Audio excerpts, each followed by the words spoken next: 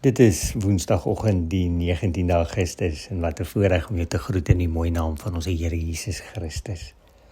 Hierdie week staan ons stil by die tema ons basiese behoefte aan veilig voel en veilig wees.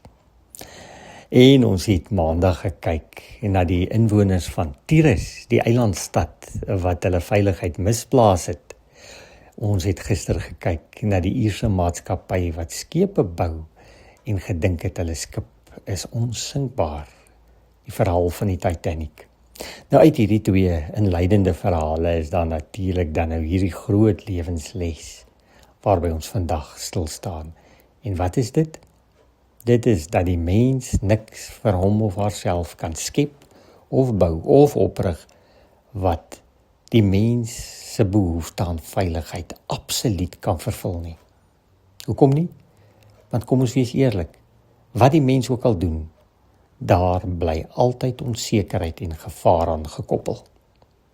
Natuurlik is dit belangrik en selfs noodsaaklik dat die mens alles in sy vermoë moet doen om homself te beveilig.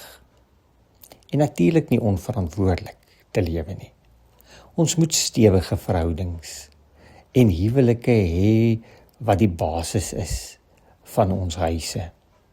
Ons moet goed geboude geboue hê, nee, waarin ons kan werk en woon en ontspan. En natuurlik is dit ook verantwoordelik om versekering uit te neem en beslis ook 'n bydrae tot 'n pensioenfonds te maak. Daar's niks daarmee verkeerd nie. Solank ons net onthou dat hierdie dinge nie vir ons absolute veiligheid waarborg nie. Want watter van ons menslike bouwerke en strukture het ons nog nie by geleentheid in die steek gelaat nie? Kom ons sê dit eerlik, huwelike het al misluk. Geldmarkte het in duie gestort. Banke en pensioenfondse het bankrot gespeel. Die mooiste grondwet het ook sy swakhede en kan nie vir die landsburgers die beskerming bied wat dit beloof nie. Daar is niks wat die mens kan oprig wat vir ons 'n gevoel van absolute veiligheid kan gee nie. Nou alles wat ons gedoen het om veilig te voel, bly hierdie een wete oor. Dis maar relatief, dis maar net gedeeltelik. In ons harte bly die vrees lewe, die onsekerheid, die onvervulde behoefte aan veiligheid. Ja, want ons weet, Tyrus was vernietig. Die Titanic het vergaan. Die oninneembare stad van Tyrus is verwoes. Die onsinkbare skip het gesink. Liewe broer en suster, mag ek en jy mekaar dus inspireer om volgende te sê: Here, dankie dat U vir ons ook deur U Gees, God Heilige Gees, die vermoë gegee het om verantwoordelik met onderskeidingsvermoë te leef en planne te maak en dit ook in plek te stel en te hou.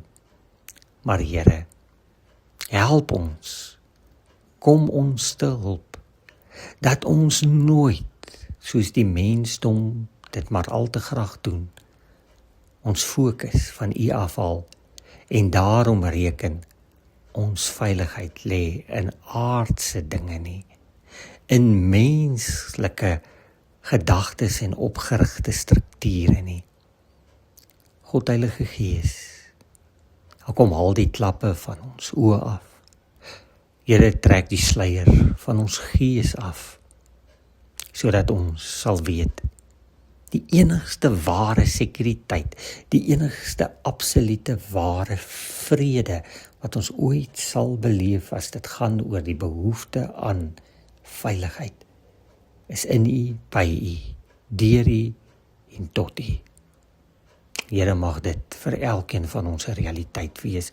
Ons bid dit vir U kerk in Suid-Afrika, maar ook wêreldwyd. Ag Here, vergewe ons dat ons oral behalwe by U ons veiligheid gaan soek. Ons bid dit in Jesus se naam. Amen.